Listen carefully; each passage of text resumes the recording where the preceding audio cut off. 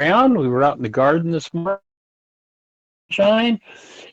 She is, in terms of the markers that the doctors gave her after her surgery, is about a week ahead of schedule. So rocking on, keeping her hand in the avicen and blood flowing and all things moving forward.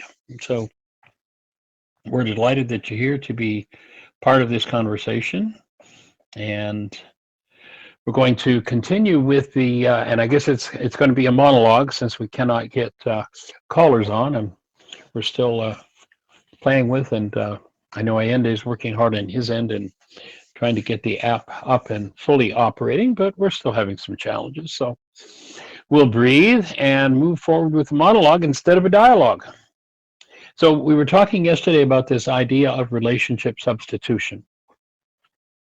We'll expand on that a little bit today, but basically what we're saying is that as long as there is an unresolved power person dynamic within your mind, and the person you're in relationship with violates an important goal that you have, or pardon me, that you held for your power person, then what happens is rather than seeing them through the file, so to speak, in your mind that you have for them, everything about them goes through the power person file once that violation occurs, once they've violated an important goal that you held for your power person. So now the relationship substitution occurs where, yes, I dress, the picture that I see in my mind is what I call your face, your body, what I think I see there. But literally, once I've linked you into, or actually it isn't something anybody does, is not a conscious or volitional engagement involved there. It's simply the violation of a goal, and one is thrust into or linked into the power person file. So now all of the emotional baggage, all of the unresolved dynamics from the power person are projected into our brain's image of our partner at that point. And that's when things start to get crazy. So the literal projection from brain cells that forms our image of them now comes from the non-being file of the power person instead of our partner's file. And that's the point at which, you say, the marker that tells you that's happened is, why are you talking to me like that? It's like, you don't even know who I am anymore. What's going on?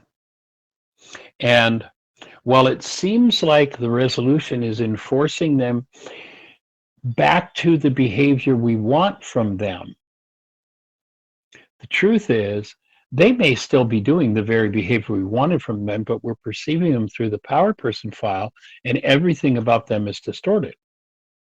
So rather than trying to force them into what we think they should do, what I need to be doing is canceling the goal that's driving my mind to utilize my own unresolved power person dynamics to build my brain's image of you. So I need to clean out all of the links in my own mind that hold some form of unresolved hostility or fear. And that takes a huge amount of willingness. It takes a tremendous amount of motivation. There's a story that I tell that to me illustrates the amount of motivation that it takes to make this, to do this level of work. And it's a story about a man who has a home right across from where he works.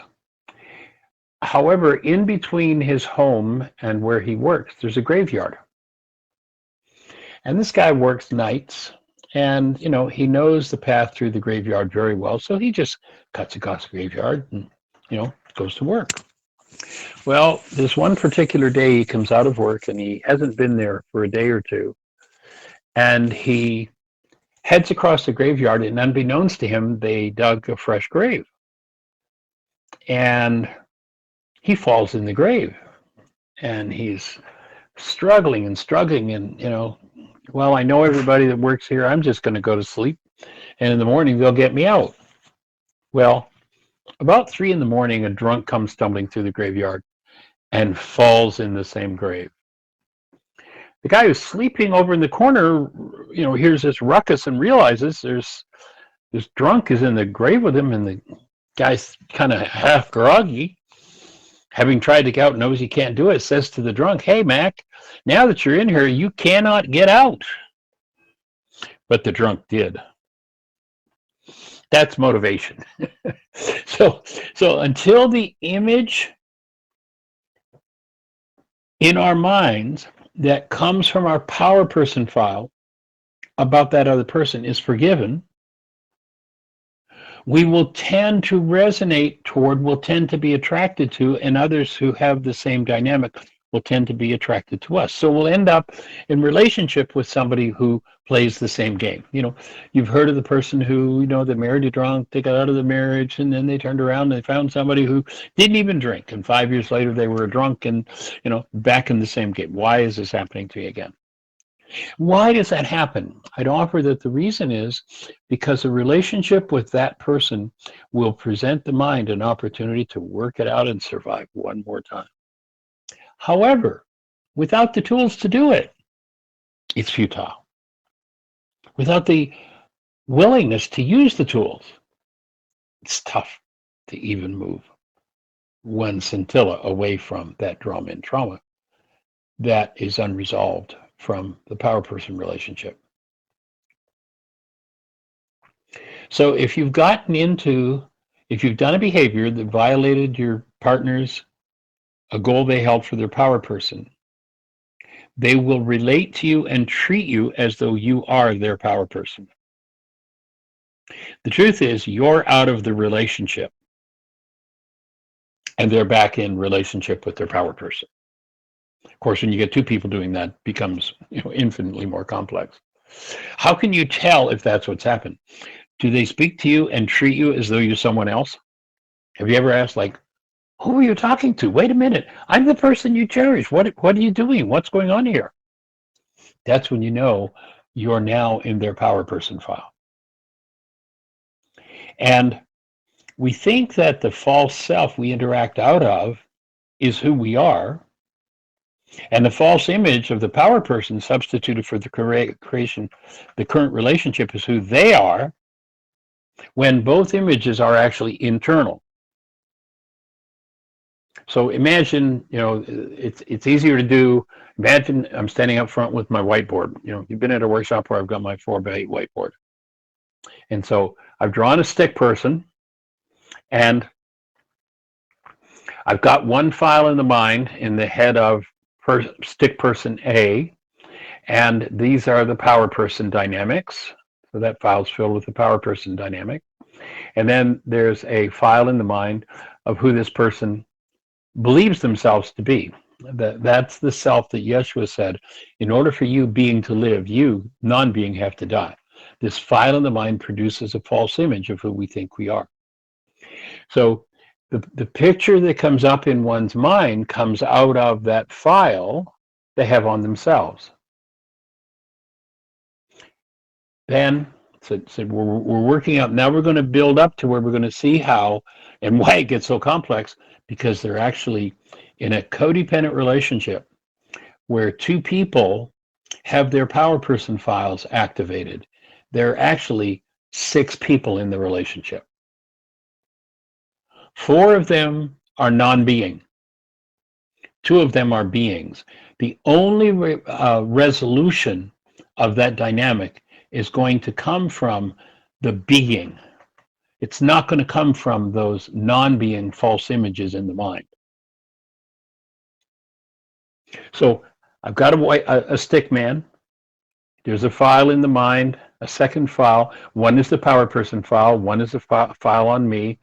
And so when the file of the power person's resonated, somebody shows up in my mind as this person. When my file about me is resonated, I show up.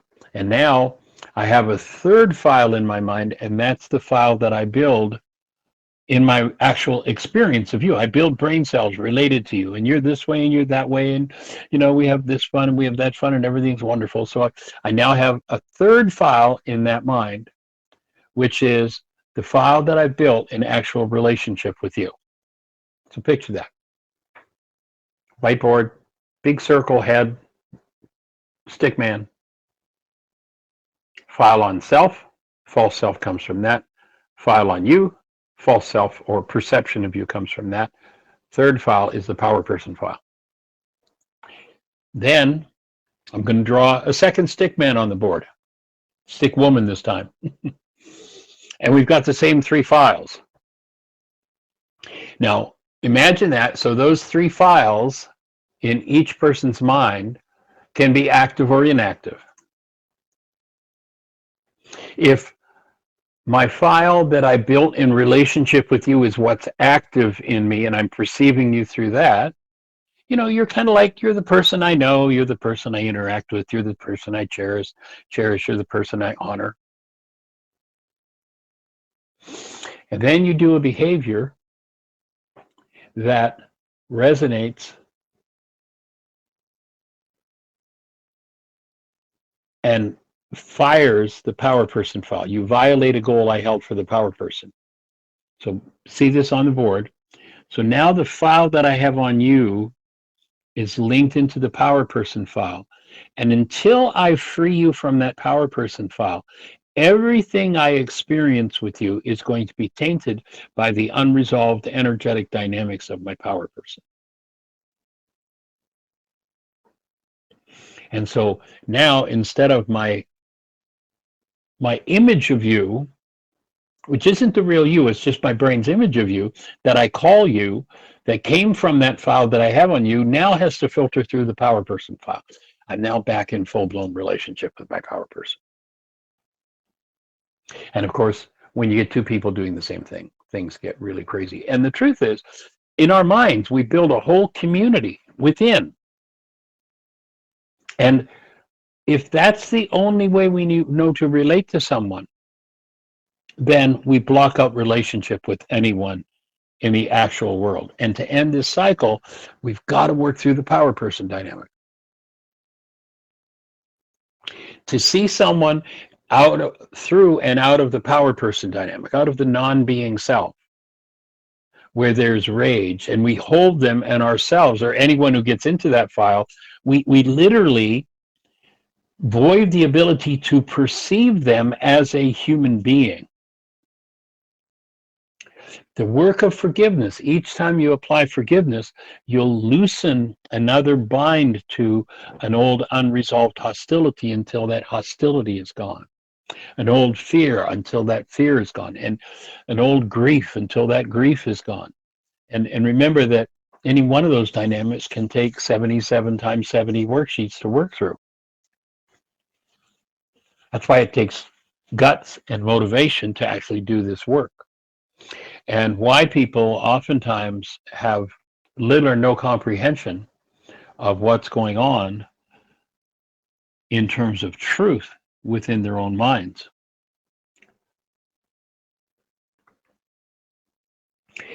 If you link somebody into your power person file and perceive them through that, you are repeating the dynamics of 1,000 generations. And this dynamic in the mind of man is what kills being. Or I shouldn't say kills. It's what destroys awareness of being. Being is eternal, but destroys awareness.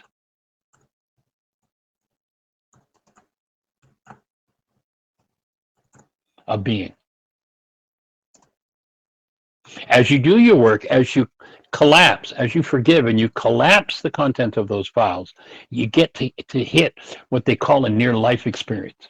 You know, the world calls it a near-death experience. Oh, somebody clinically died and then they came back and they had all these wonderful stories about love and life. And watch the film Saved by the Light of Dannion Brinkley. True story. Dannion Brinkley his job was that of a hired government killer. He was struck by lightning. He had a near-life experience, and he realized that life was not about all the insanity that he had done in his life. He was a pretty nasty kid. I really admire Dannion. He was involved in the making of the film, and he allowed them to show him as he was as a kid, and he was just a nasty SOB. Vicious. Watch the film. It's powerful. It's a story. The world says it's a story of a near-death experience. It's not a near-death experience. It's a story of a near-life experience. So Dannion goes through. He's hit by lightning, and he's clinically dead. They literally roll him off to send him to the morgue. A friend of his comes in the hospital and is walking by his body covered by a sheet in the morgue, and he sees the sheet raise from him breathing, and he calls doctors, and they find he's not dead. He's resuscitated. He's had what they call a near-death experience. But actually, when you realize this whole power person dynamic that we're talking about, the hostility, the fear-based mind, are all corrupt data stored in carbon-based memory. And they are products of what's going on in our physiology and through what we call our body's nervous system. And all of it is fake. All of it is false. Unless it is fueled by active present love. So when clinical death occurs, all of a sudden, the person who has quote unquote died has the opportunity to experience themselves as a human being free of all of the dynamics of carbon-based memory. So Dannion Brinkley has that experience, and he comes back, and all of a sudden, all of the things that were important to him, his fancy, his old, beautiful, vintage car, the way he interacted with women, I mean, the whole thing, all of a sudden, it's like, what a waste of time. Why would I bother with that? He hasn't had a near-death experience. He's had a near-life experience. When clinical death occurs, carbon-based memory and all of its pain and all of its generational trauma shuts up. If one is fortunate enough to be resuscitated after that, then they can come back with that near-life experience. It isn't near-death at all. Now, it's interesting when you watch that film. Again, it's Saved by the Light, Dannion Brinkley. Dannion starts asking questions, because he's had this direct experience of love, and his nastiness just isn't part of what he's doing now.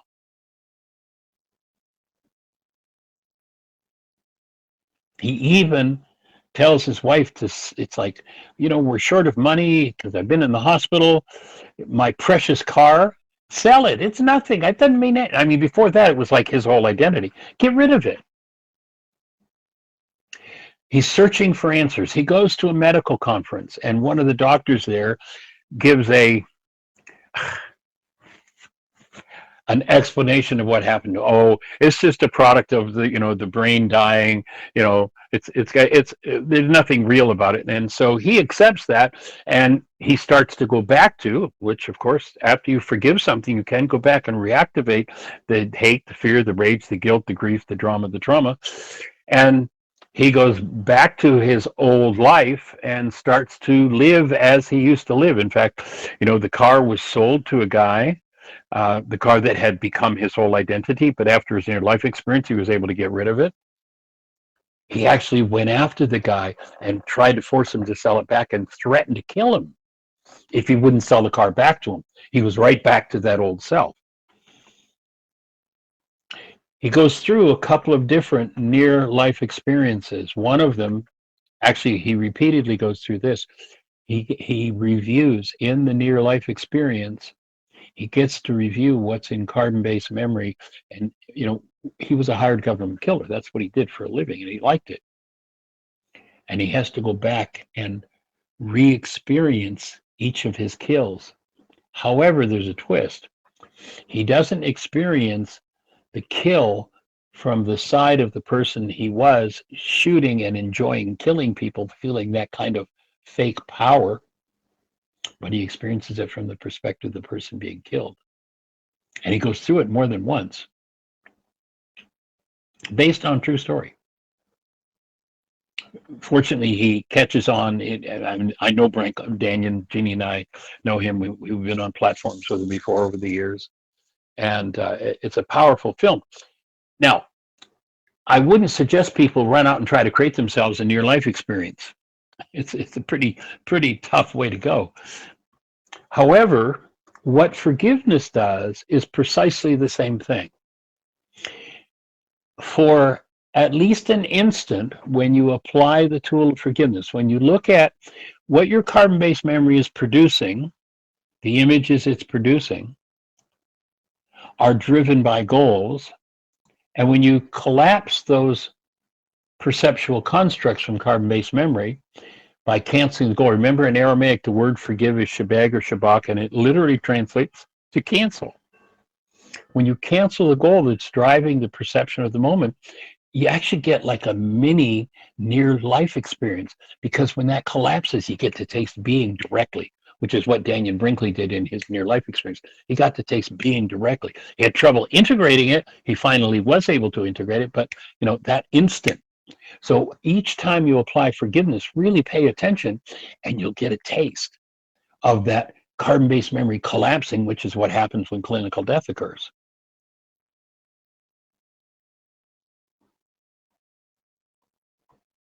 And that's what we're looking to do, is to support people in getting that near life experience. Sufficient number of times, and each time you engage in forgiveness, you weaken the dynamic of carbon-based memory. So doing your work produces this near life experience. Then you move from that to life experiences rather than death experiences.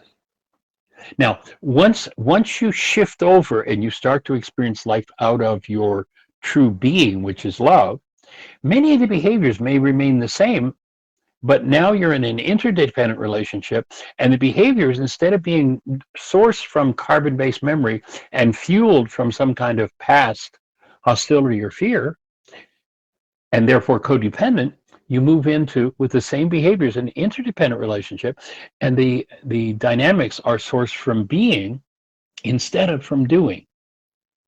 And therefore, the same interaction becomes an experience and an expression from and as love, instead of being sourced from trauma and therefore dead and empty. So we stand not in love with someone, but as love with someone, supporting them, functioning as love, rather than the non-being mind story of love. I mean, think about all the quote-unquote supposed love songs you heard out there. Like one of the big famous melody lines, everybody will recognize this one. You always hurt the one you love. What? But that's the dynamic of the non-being mind. Like, who would write a song, a supposed love song, you always hurt the one you love?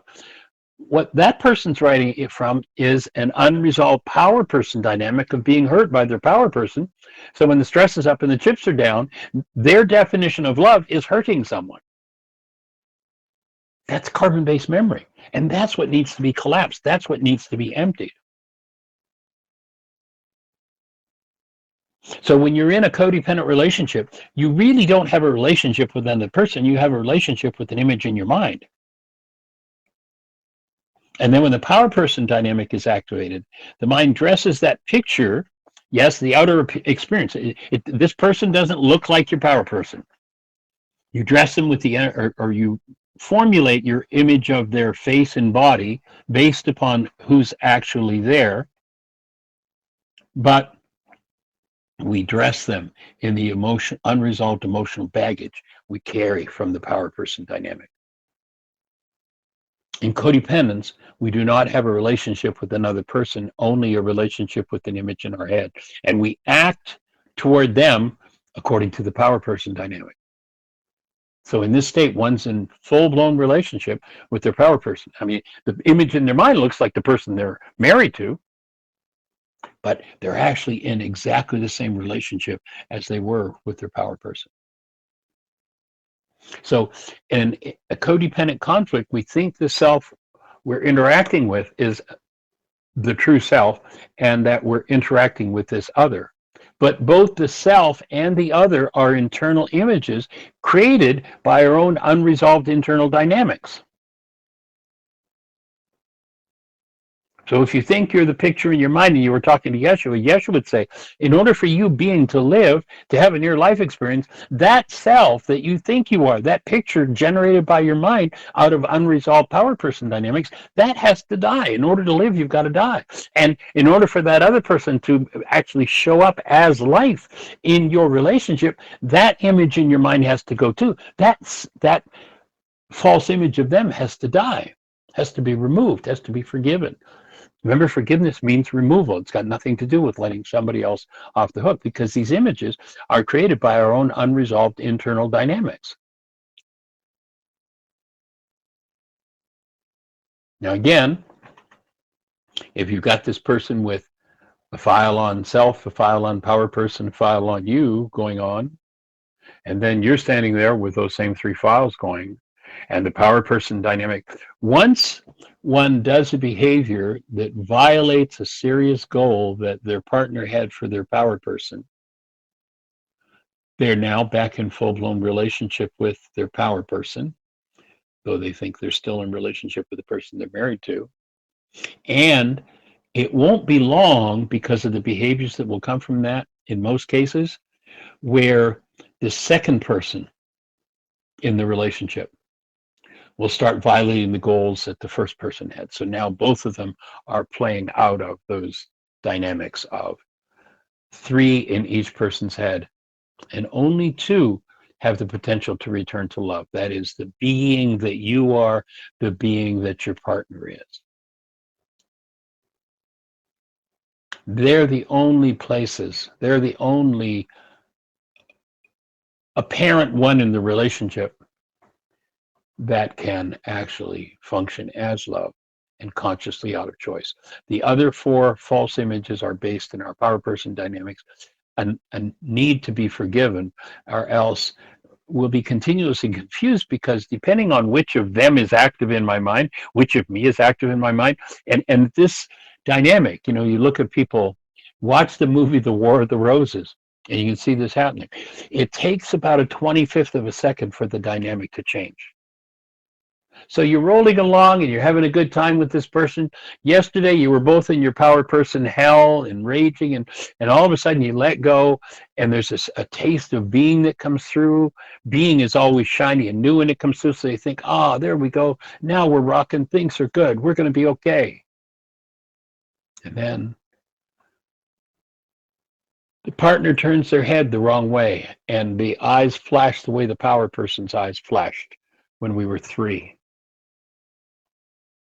Or the voice tone that the power person used, the intonation that was used, is used by the power person or by the partner. And all of a sudden, in the 25th of a second, bang, right back into that power person dynamic. And, there's another challenge to this whole game, and that is we may beg them to stop acting like the despised image in our heads, but if they change, our suppressor's gone. The reason to blame is gone. And now we have to start looking at directly what's going on inside of us. And that's the point where people will literally take their whole bag of garbage, go berserk, and dump it on their partner. And that's an effort to get you back to being the despised one that I feel good about blaming, because when I can blame you, I can hide my own guilt, my own terror, my own unresolved trauma in my brain's image of you. And yes, I still feel it, but I feel really good about it because I know it's all your fault. And remember that this whole process is unconsciously played out according to the goal of the moment. And again, shift the goal and the whole dynamic can shift in a fraction of a second.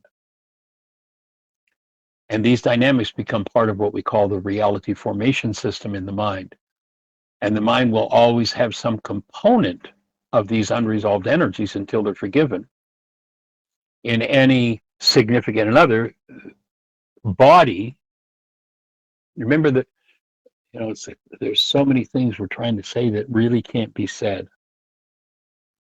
Hopefully we're building brain cells to move toward it. Let's listen to Einstein for a minute. On such things as matter, we have been all wrong. What we have heretofore called matter is energy, energy whose vibrations have been so lowered as to be perceptible to the senses. There is no matter. There is no such thing as a body. A body is just an image in a mind. So we can, in a 25th of a second, be dealing with one body, an image in the mind that we think is our partner. And then when the power person dynamic is resonated, it's a totally and completely different body that we imagine. And of course, in the context of all of this, underlying it all, we're seeking for someone to love us, someone to approve of us, because approval is what most people mean when they say, I love you. Yes, I have warm feelings, and as long as you're fulfilling every goal I hold for you, I have these warm feelings, and I say, I love you. And when I have these warm feelings, I'm experiencing myself as the presence of love. So it can be useful in resolving the unconscious power person dynamics to ask yourself, how exactly did your power person, quote unquote, love you? What kind of attention did you get from them? Was it money? Was it beatings? Was it put downs? Was it caring? Now we've got some of these dynamics in the power person worksheet. If you defined that as love from them, let's say disapproval, put downs, did you ever, quote unquote, love yourself that way? I can't tell you how many people over the years I've worked with that have said things after doing a behavior. Well, I'm so stupid. I'm so useless. And what they're playing out is that power person dynamic. And when one is locked into that dynamic, then if there's nobody around to abuse them like their power person did, then they'll do it to themselves. Have you ever, quote unquote, loved yourself that way by self deprecation? You ever give yourself the kind of negative attention that your power person gave you? Is any of this happening? Are you addicted to that in a relationship? Are you getting any of that type of quote unquote approval or love in your relationships? And then of course you go to the opposite end of the spectrum where exactly how did you quote unquote love your power person? What were you taught? You know, that you had to be obedient.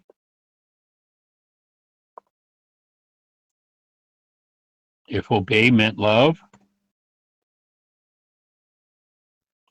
was it escape? Was it to hide, to fight? Did you caretake your power person? You know, were you the adult taking care of the hurt child in the codependent power person?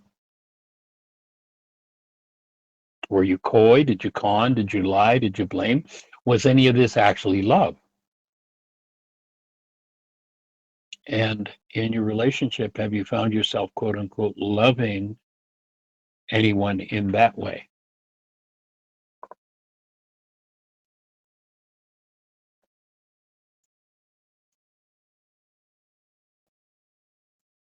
Out of those power person dynamics, pardon me.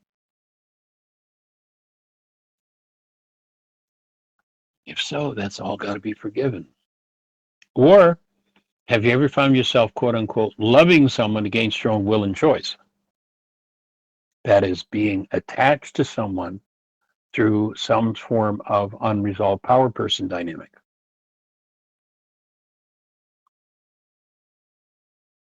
And each of these things, again, is a topic to be forgiven, to be removed from yourself.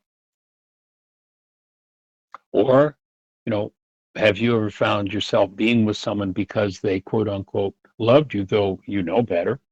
You were getting the same kind of negative approval, quote unquote, that you got from your power person and became addicted or hooked into it. These are all these types of traps are all as a result of the unresolved power person dynamic in the mind. That's why that power person worksheet that we covered over the last couple of weeks is now 19 pages, because it's about unraveling everything that I'm raising questions about now. That power person worksheet is about unraveling those underlying dynamics, because remember, once again, we need to keep this in the forefront of awareness, I think. And that is that your human mind, my human mind, has this amazing, uncanny ability. It turns thoughts into pictures.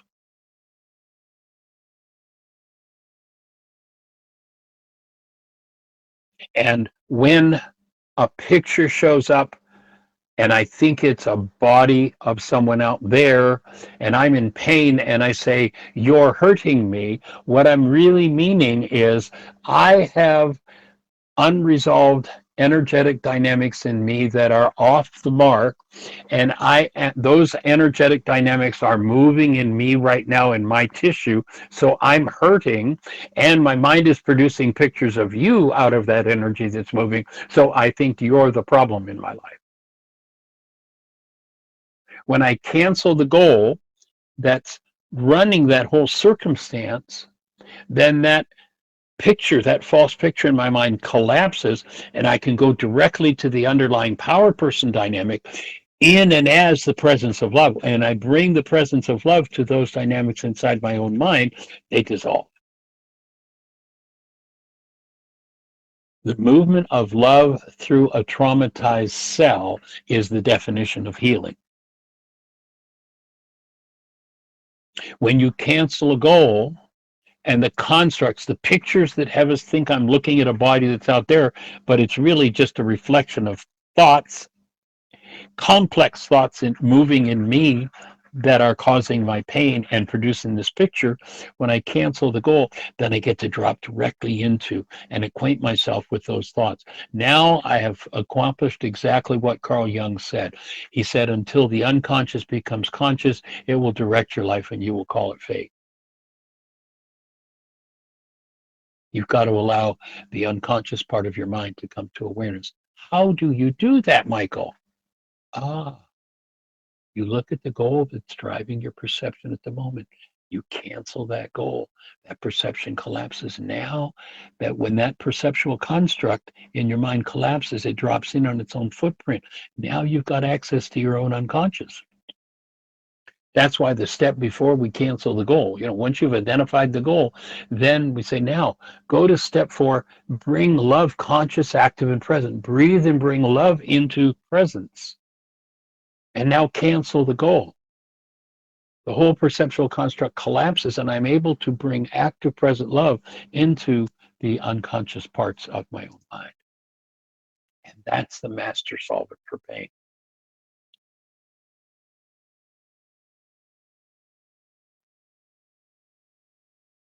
Now, in relationships, we've all got our limitations. It doesn't mean somebody has to be perfect.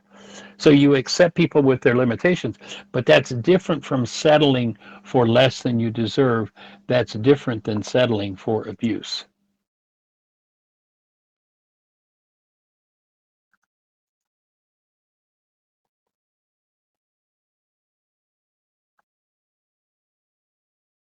Yes, we all have our limitations. Nobody's perfect. But settling for abuse is not something anyone ever has to do.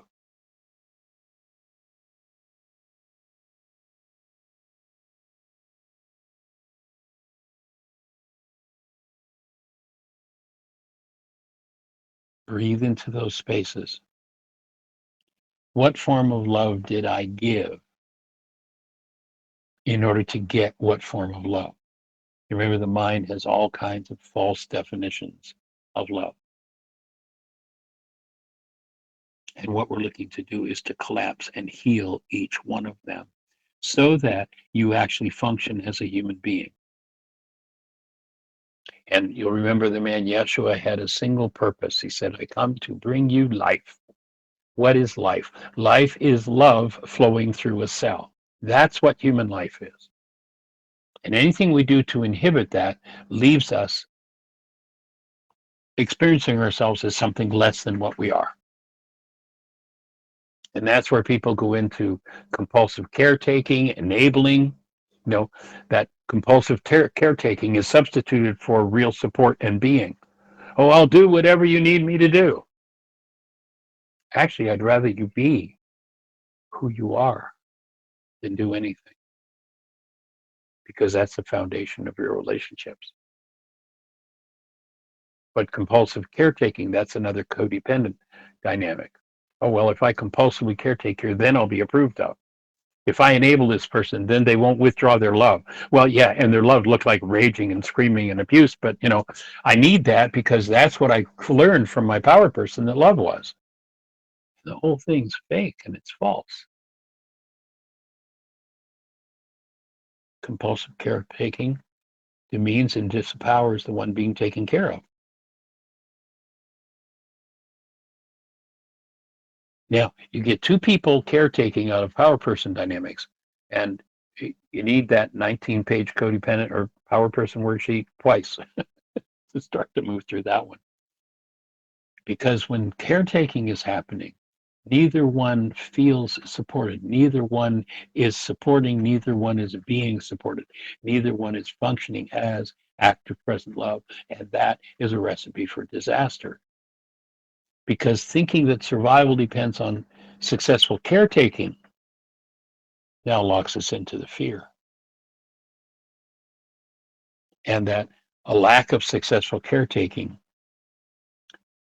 substituted for loving becomes a compulsive movement toward obliteration. So I have some bad news. Nobody's ever loved you. Nobody ever will love you. You don't love anyone. You never have. You never will. Thinking someone can love you is codependent. We only experience love when we experience our own true nature. And the world turned it into something fake, something false.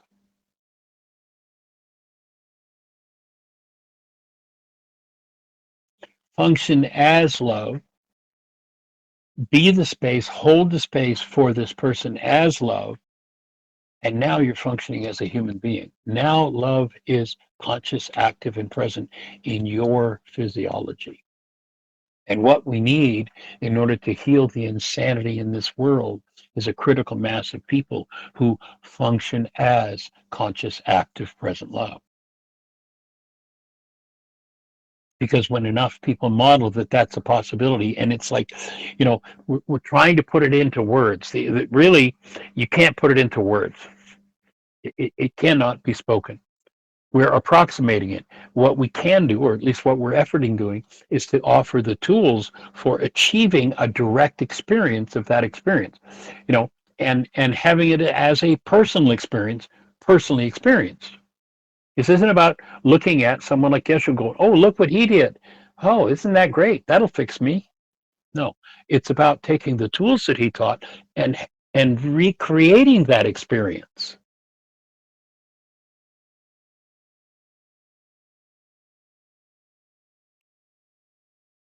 So we only experience love when we experience our true created essence and our true created nature. And when we function out of that, then we've entered into what's called worship.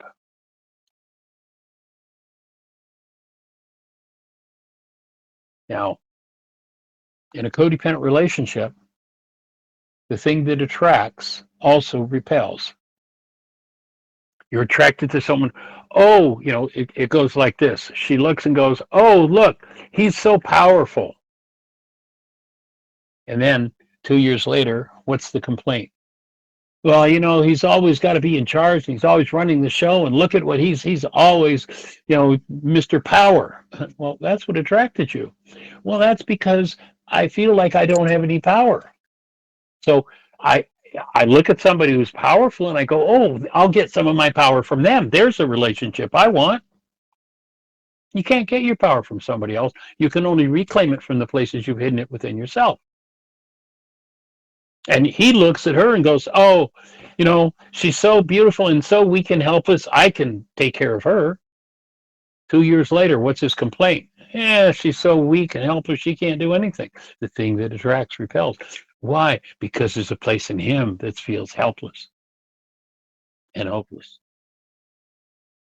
And he's attracted to what will resonate, what he needs to forgive in himself. But when we start making pictures out of what we need to forgive in ourselves, of the people we're in a relationship with, then they show up with our problem attachment. And once again, being very devout members of the one world universal religion of blame, we believe that they are the one with our problem. And, denial of denial is the last denial to go. Denial, remember, when I think or speak as though something outside of me is the cause of what's moving inside of me, I'm in denial. And every denial that I engage in points to the work that I need to do. The dissociation that comes from the denial results in a disease and then projection that keeps us out of healing. You've got to get to the point where you use projection wisely. You know it's there. How can you use it wisely? There was a gentleman named Hugh Prather who was a teacher of A Course in Miracles. He wrote a book called There Is a Place. There's a great quote in Hugh's book that really addresses this issue of using projection wisely, realizing that every picture that shows up in your mind is false. How can you make that useful? Well, one thing you can do is recognize what's driving and collapse it so you can step into the real thing. But the other thing is to realize what's going on and utilize it consciously. So here's how Hugh Prather said it. At any given time, there's still a number of ways I have not forgiven. Simultaneously, within my readiness to heal, there appears in my life a person who does something I don't like. And what they do symbolizes my particular fault. It is necessary that I first look on that person judgmentally, no matter how brief this misperception may be. Otherwise, I would not recognize that I'm refusing the means whereby I might see my own innocence. Another's fault is certainly the most valuable gift to me. It is a mirror which allows me to choose another reflection. So recognize that every image that shows up in your mind is always, first and foremost, autobiographical. Everything that shows up in your mind comes from your mind. It tells you first and foremost about the content of your mind. Now, the images that are formulated from the content of your mind may have some accurate data about what others are doing. You might be right about them. But if you're in pain or trauma, being right about them has nothing to do with the healing process, and it won't get you one step closer to healing. When you realize that because you're the one who's feeling it, the energy that's moving in you that creates those feelings is yours. It isn't the property of the person who is doing the behavior. So your mind is always telling you about you. And if you're in pain and turmoil and trauma and you walk away from a conflict or a situation, you want to be having a conversation with yourself about what you're going to do about that. Another of my favorite quotes from Carl Jung, he says, "One does not become enlightened by imagining inner figures of light, but by making the darkness conscious." Nobody wants to make their own darkness conscious until they understand that that's the pathway to healing. We get people doing all sorts of spiritual bypasses. Oh, I'll chant, I'll imagine, I'll go to the light. Well, if there's darkness moving in you, why don't you go to the darkness and bring the light with you? Go to the root of the darkness. Well, Michael, how do I get to the root of the darkness? Oh, you'll notice you have a goal for the person you're projecting that on. Cancel the goal. When you cancel the goal, that whole projection, that whole image that you generated in your mind of what appears to be that other person will collapse, and you will directly confront the root of what's causing your pain. And if you bring love to that place in you, you'll heal.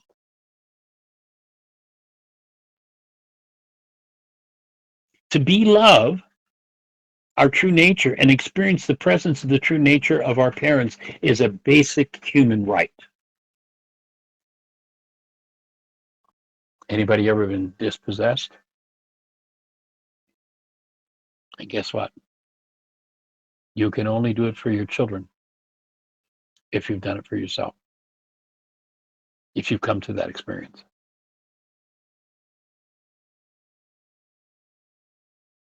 If one's quote unquote condition of love is dependent on something that you do, it isn't love. If you have a codependent relationship with yourself, you relate to yourself through that false image, then you treat you as you treat others. If there is a problem with the world, that scriptural quote that often is given, you know, do not do to another what you do not want done to you. Treat others as you would like to be treated. Well, there's so many people in the world that the power person dynamic is one of self-hatred, that they are treating others the way they want to be treated, the way they feel they deserve to be treated out of their own guilt and shame and fear. And that's just has to be cleaned up. Don't treat others as you want to be treated. Interact, relate to, and experience others out of yourself as the conscious, active presence of love. Now you've got a human life. Treat others from that. Your mind may come up with many things that through your guilt you think you deserve. As you unload that guilt, and I mean forgive, I mean remove it rather than project it and try to put it outside of you, try and blame somebody else for it. So all of this needs to come up. All of these dynamics need to come up. And yes, confusion is a natural result. Confusion is nothing other than energies mixing in the mind. You know, imagine I've got my 4x8 whiteboard here, and I shine a big red light on the middle of the board, and to the left I shine a green light, and to the right I shine a blue light. Now we look at the board, and we have clarity. There's that red light, there's that blue light, there's that green light. Now, scientifically, we know that light or color is something that the mind generates. That's why some people are colorblind. They look at red and they don't see red, they see green. That's how their brain interprets it. But if I've got the red, the blue, and the green, each one is a particular literal frequency and wave shape that I identify as that color. But let's imagine that I took all three of those lights and shone them on one spot on the board. What would happen? We would not get red, blue, or green because those energy patterns are interactive with each other and mix. So we get some muddied picture of red, blue, and green mixed together. That's called confusion in the mind. You know, everything that we've been talking.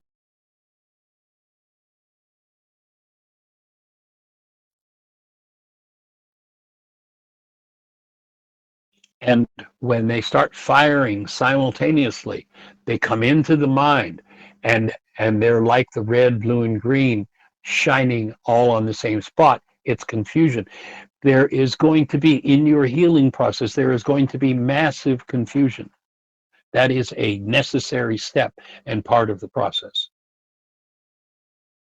The thing to remember is you want to make sure whatever's going on in your mind, whatever confusion, whatever conflict, whatever the mind is doing, that you are out of your mind and you are the active presence of love that holds that presence of love in that mind.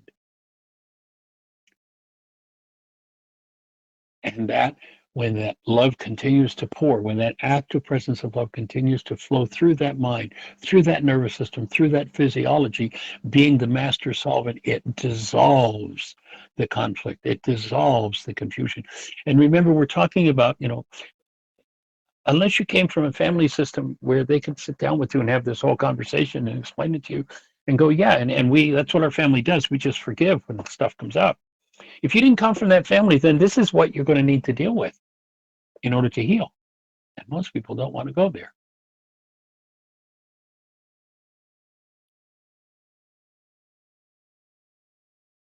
The objective of this work is to bring forward the tools with which the structure is relieved of all hostility and fear, grief, guilt, rage, hatred, vengeance, every form of insanity that's ever been seen in your bloodline or mine. And none of us is any different. But there is another mind in us. The mind of active present love was called the mind of Christ. There is a mind that goes against that. It was called the Antichrist. It was the mind of man, the mind of carbon-based memory. And that's the mind that forgiveness is applied to.